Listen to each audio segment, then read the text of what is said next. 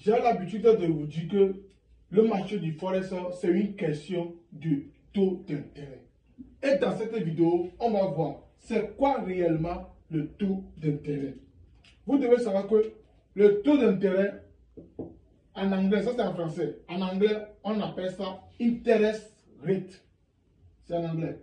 Parce que lors des annonces économiques, si vous voyez sur le calendrier économique, sur investing.com ou bien sur les autres plateformes, si en anglais, souvent les plateformes sont en anglais. Si ils mettent interest rate, ils sont en train de parler de taux d'intérêt. Tiens, maintenant, le taux d'intérêt, c'est quoi? Ou bien interest rate, là, c'est quoi? Vous devez savoir que le taux d'intérêt, c'est le rendement d'une devise. Est-ce que vous voyez? Qu'est-ce que ça veut dire, rendement d'une devise? Vous devez savoir que en trading forex, c'est une question de taux d'intérêt d'une monnaie contre taux d'intérêt d'une autre monnaie. Donc, en bas ici, j'ai énuméré les taux d'intérêt de chaque devise. Si on prend l'USD, on prend bien sûr, on prend le NZD, le dollar néo-zélandais. Le taux d'intérêt de cette devise est à combien? À 5,5%.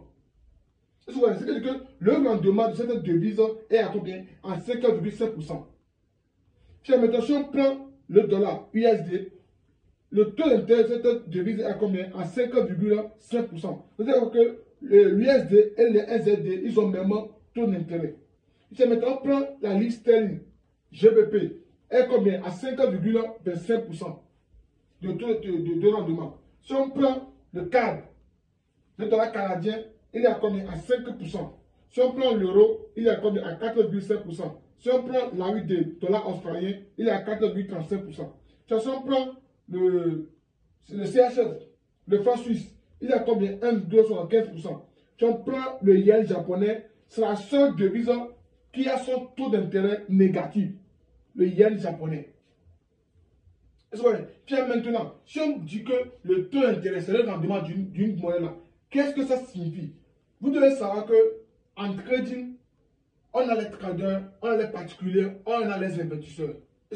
Beaucoup de personnes investissent sur ces monnaie-là. C'est que si on voit parmi tous ces rendements-là, on va voir que le yen japonais, c'est la seule devise qui a un taux d'intérêt négatif.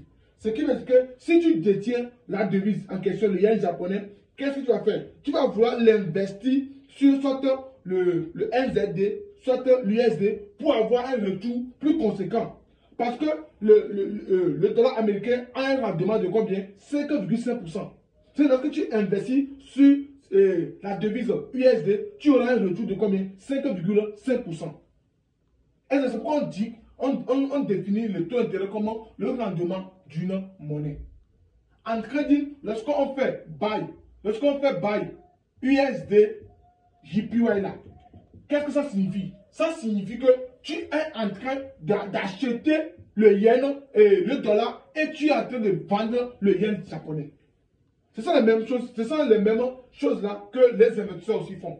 Même nous, sur le marché, on fait buy USD, JPY bien, buy USD, CAD, etc.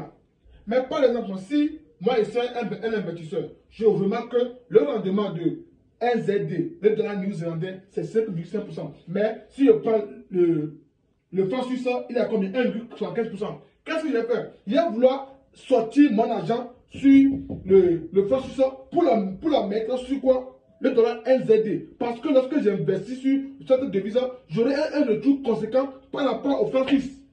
C'est pourquoi on dit que le taux d'intérêt, c'est le rendement d'une devise.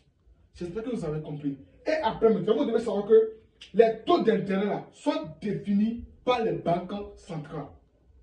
Est-ce que vous voyez? Les taux d'intérêt sont définis sur le marché par les banques centrales. Autrement dit, ce sont les banques centrales qui fixent les taux d'intérêt sur le marché.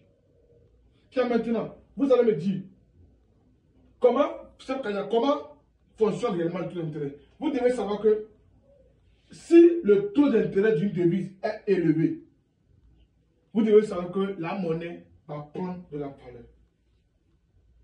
Je répète encore, si le taux d'intérêt d'une devise est élevé, vous devez savoir que la devise ou bien la monnaie aura tendance à prendre de la valeur. Inversement, si le taux d'intérêt d'une devise, d'une monnaie est baisse, la monnaie, bien la devise aussi avec quoi va perdre de la valeur. Est-ce que vous voyez un peu? Lors des annonces économiques, vous allez voir au niveau des candidats économiques, on va voir décision des banques centrales sur le taux d'intérêt USD. Ce qui veut dire que si cette annonce sort, si on voit que le taux d'intérêt est élevé, la monnaie aussi va prendre de la valeur. C'est comme ça que vous allez essayer d'appliquer le taux d'intérêt sur le marché. Est-ce que vous voyez un peu?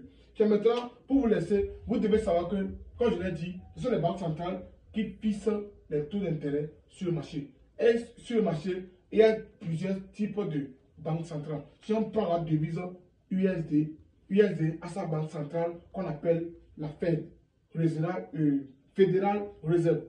Si on prend le NZD a aussi sa banque centrale. Chaque devise a sa banque centrale et c'est lui et à lui seul de fixer les taux d'intérêt, si les taux d'intérêt vont diminuer ou bien les taux d'intérêt vont augmenter. Sur ce,